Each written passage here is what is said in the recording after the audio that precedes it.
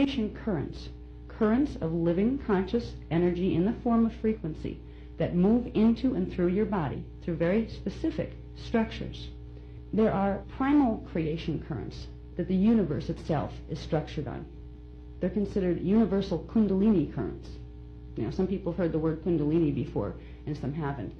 Kundalini is usually used in traditional, I believe it came out of Sanskrit teachings. It was used to describe energy that supposedly coiled at the base of the spine, that if you learn how to activate things and you learn to be spiritual, it crawls up the spine and you get to have abilities that regular human beings don't. Well, that's what came down in the teachings. There was a lot of other teachings that were purposely taken out of those teachings.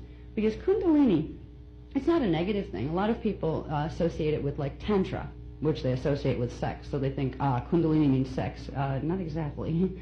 It can, you know, it's part of that process, but it's part of breathing and it's part of thinking. So when we talk about Kundalini energies, there are several areas of Kundalini energies, several different types of frequencies that run your body. If you could think of your body as having a pillar of light that moves through from the top of the universe all the way through, where time doesn't even exist anymore, to an area that's called the primal sound field. Because first, there was consciousness. There always is consciousness, that is God. Then, from that consciousness within itself, God created a primal field of vibration, of sound. That area is called the kunda ray. The current that flows down into manifestation from that current we refer to as the kunda ray or the rainbow ray, because it carries with it the frequencies of the spectrum of all light and all sound. That would be the first primal creation current. Coming into manifestation from source through the sound fields, you have primal light fields, the first place where light begins by the interaction of sound vibrations. Light is created by the interaction of sound vibrations. So there is a physics to this. The sound and the light are conscious. There forms consciousness, the consciousness of God takes, as it begins to move into the experience of manifestation. The primal light fields are referred to as the kirashe. So we have the kundare, which is the sound field current, and then we have connecting to that coming down into manifestation, the kirashe, which is the light field current.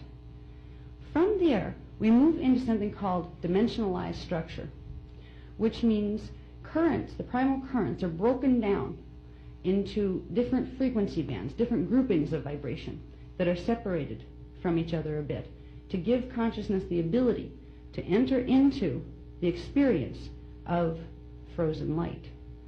Frozen light is matter. Frozen light and sound is matter. Frozen means it's moving at a different rate than the creation currents through which it is manifest. There is a geometrical relationship between the creation currents, the primal creation currents, that creates the foundation of dimensional structure. So you can basically look at it as God created sound, then light, then the structure of dimensions, which gives us something called the time matrix. It is a matrix of energy, of dimensionalized energy, that consciousness from God can move into individuated manifestation. So we live in a time matrix. Now, in the time matrix, it's actually a 15-dimensional time matrix. Dimensions 15, 14, and 13, the first dimensions coming in, they represent the kirashe primal light fields. From there, form comes in to pre-matter, which would be dimensions 12, 11, and 10. That's called pre-matter. Pre-matter is also called liquid light, because if you could see it, it would look like pale silver mercury, liquid light. It's conscious light. This is where your consciousness begins. Before you take on a full form or a physicality, you have a part of your consciousness that comes in from God. A part stays in the sound fields. A part of it stays in the light fields. A part of it stays in the pre-matter liquid light fields.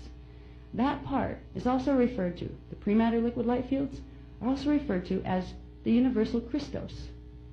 It is the area before form differentiation is taken by consciousness that unites all forms that are manifest in our time matrix.